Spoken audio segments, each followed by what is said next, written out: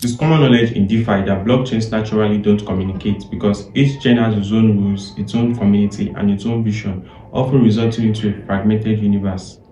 Unfortunately, interoperability solutions are proven to resolve these issues. In this video, I'll explain how Cosmos, the Internet of Blockchains, resolved one of crypto's biggest weaknesses, and how it impacts project viability for real-world assets, stablecoin, Bitcoin, TradFi, and even consumer-facing applications. My name is Williams. I exemplify DeFi through research and videos, so if you're ready, let's jump right in. To understand Cosmos, we must first understand the fundamental issues that it tried to address. For years, crypto has been created in isolation, while Bitcoin, Ethereum, and hundreds of other coins exist as their governance, cultural, and economic experiments. Without a common language, their potential is restricted to each of their respective infrastructures. Now, Cosmos provides the opportunity, where none existed before, to connect. Rather than forcing everyone to create coins on the same chain or through the same virtual machine, Cosmos allows every chain to function independently but with access to any other chain. This all operates through hubs and zones, with security maintained by Cosmos SDK, which is the tender means proof of stake consensus. Now, zones are independent chains with their own rules and assets. Hubs, on the other hand, are the vehicle of transit that allow token and information to flow back and forth between chains. Now, there is a top hub within Cosmos, meaning any chain can become a hub, and those that are the most useful over time simply float to the top through adoption. Thus, not only does this allow interconnection, but it also creates a mixed marketplace of collaborative and competitive ventures, where projects can join the network for added value but still exist independently. In short, Cosmos is the structure for the Internet of Blockchains, and everything that follows in this video relies on it to be possible. Talking about RWAs in Cosmos, tokenized real-world assets often get talked about as if they are still science fiction, but in Cosmos they are already here and operating at scale. For example, Provenance blockchain built on the Cosmos SDK has processed over $7 billion in financial transactions from mortgage loans to private equity. Ondo Finance adds another layer with its 95 million OUSG tokenized US treasuries issued on Noble. And because it's IBC native, those assets can move seamlessly across the entire interchain, not just within a single app. And then you have Mantra, which is building a compliance-ready RWA layer 1, giving institutions the infrastructure they need to tokenize assets without compromising on governance or regulation. So that's where Cosmos shines structurally, because sovereign app chains let projects design their own compliance models, while IBC ensures portability across dozens of chains, which results in positioning the ecosystem as a serious player in global tokenization. Talking about the stablecoin economy in Cosmos, stablecoins have become crypto's most widely adopted product. Their total market cap now exceeds 243 billion, and in 2024 they processed over 27 trillion on-chain, which is more than Visa and MasterCard combined. The reason is inherent. With over 150 sovereign blockchains connected by the IBC, and the upcoming Iroquois upgrade linking Cosmos directly to Ethereum and Solana, stablecoins in Cosmos enjoy low-cost rail with fast finality and true composability. Now let's look at the projects driving this forward. Stable, the first stable chain, integrates USDC's $150 billion supply natively as currency and gas.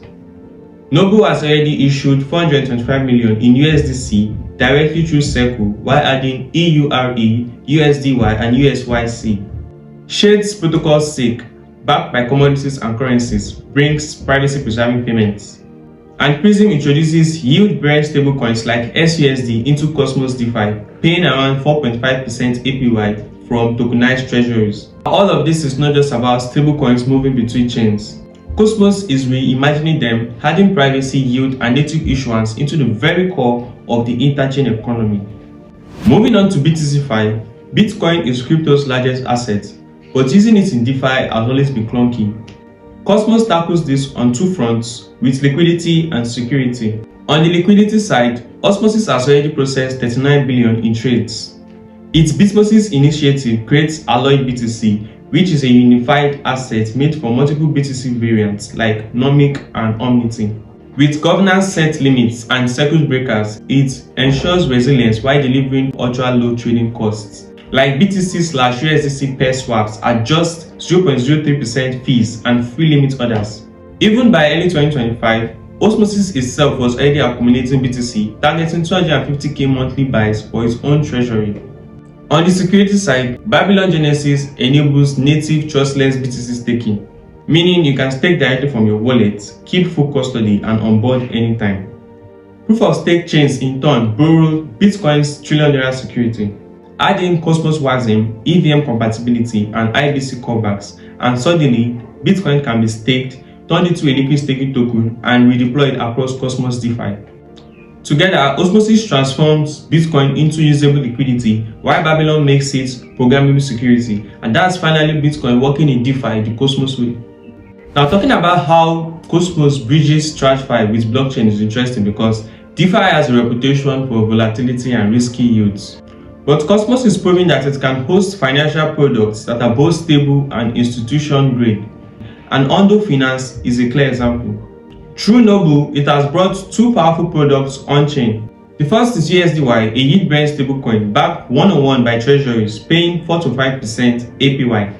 The second is OUSG, which tokenizes bond ETFs and offers approximately 4% APY while serving as reliable DeFi collateral.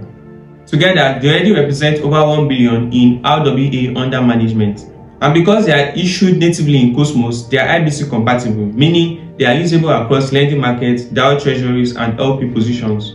What makes this even more interesting is the fact that Ondo is working with BlackRock, Goldman Sachs, and Wellington Management.